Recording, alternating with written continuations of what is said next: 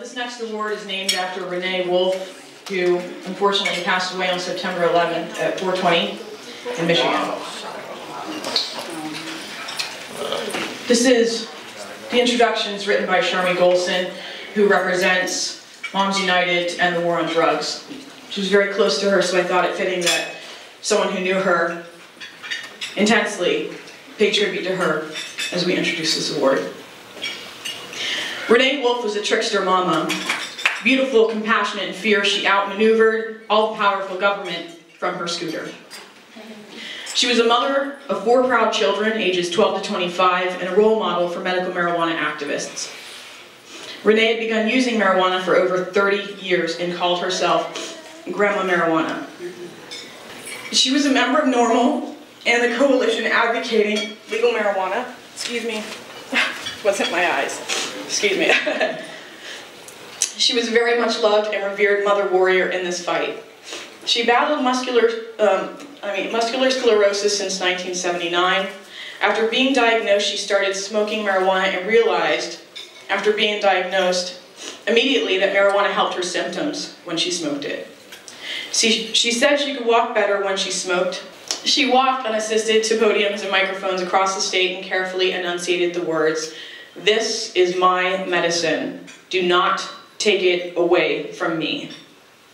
She was arrested in '85 for smoking a joint in the face of law enforcement. She was also sentenced to 50 hours of community service and now has a felony on her proud record. She lost custody of her youngest son when she gave him her medicine for his nausea, then moved in with her ex-husband. She divorced her husband to obtain full Social Security benefits and moved back in with him. "You do what you have to do," she told us.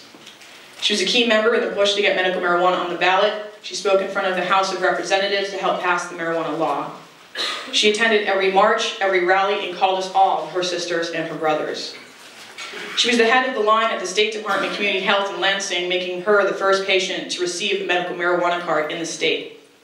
As she rolled in her wheelchair up to the counter, a round of applause echoed through the room. We loved her so, and she loved us. Renee graduated from her wheelchair to a scooter, and at the protest last September at the Michigan State Capitol in Lansing, she came so close to lighting a big fat joint in the Capitol building. We did stop her, but now I wish we hadn't. She left us on September 11th at 4:20, and she was surrounded by family and friends and had spent the weekend at a campground named in her honor. This is taken directly from her memorial page on Facebook. Renee always had a smile on her face and made others feel good about themselves. She referred to everyone as beautiful and asked total strangers how they were doing. But there were those who dissed her, who didn't like her puttering around in her scooter at rallies and protests. I often marveled at how arrogant these people were. But at the same time, I felt sorry for them, because Renee would refer to them as beautiful anyway and ask them how they were doing, just like everyone else. This is what makes Renee such a treasure. She had love for everyone, except of course the bastards who kept her medicine from her.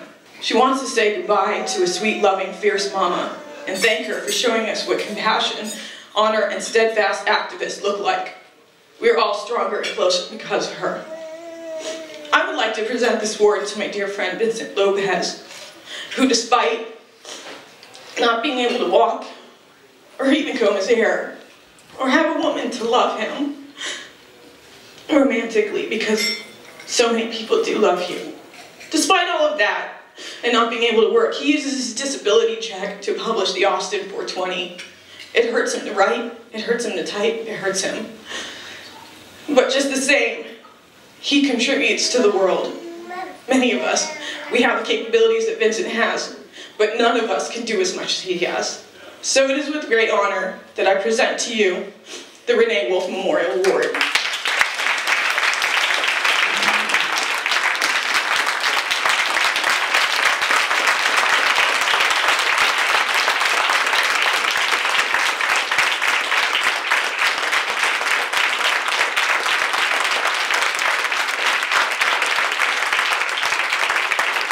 We have gathered this week to say what is necessary, to say that the issue of medical cannabis is not an issue of crime, but an issue of compassion and choice.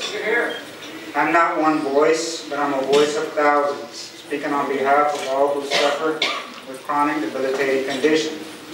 It's quite overwhelming when stepping out of the cannabis closet. There are so many aspects to consider, but none ever compared to the weight one carries on your shoulder by not saying anything, by living in secret. I can no longer live in silence knowing that I have an answer to the pain, my own peace of mind. Liberated I felt in saying that yes, I smoke cannabis because it helps me. Illness is an act of consumption, and by its restriction can become the very sacrifice of life itself. We know the freedom of living life when not bogged down by our condition, and we know the value of our physical abilities and how easy one can take them for granted. Coping with illness is about accepting what one cannot change and the strength we discover to endure it. I understand the nature of illness, its overwhelming power of consumption, and the sacrifices one makes in order to live the best quality of life. With Becker muscular dystrophy, I regularly contend with chronic back pain, muscle stiffness, and muscle spasticity, impaired mobility, loss of appetite, and trouble sleeping. Cannabis alleviates my pains and symptoms, but let's face it, prohibition and prescription meds are far greater of a threat to our health and wellness, to our freedoms of life and liberty. In learning of this acknowledgement, I learned of Renee's story in becoming the first medical marijuana card holder in Michigan history. Renee, who suffers from MS, played a defining role in making change for patients in her state. I am inspired and quite ambitious in seeing a compassionate change in my home state of Texas. This country wants to speak of freedom. Well, let me say something. We fight for our freedom upon each day we wake. And that has nothing to do with the law of the land. That has to do with the law of disease and disability. They say that we're using the excuse of medical necessity, which couldn't be further from the truth of what we endure daily. I'd like to thank Josh Schimberg, my director, and my friend Cheyenne Weldon, Diane Fornbacher, and all with NORML for believing in my own truth to power. There shall be a day when we'll no longer be bound to the dangers of marijuana prohibition. Thank you.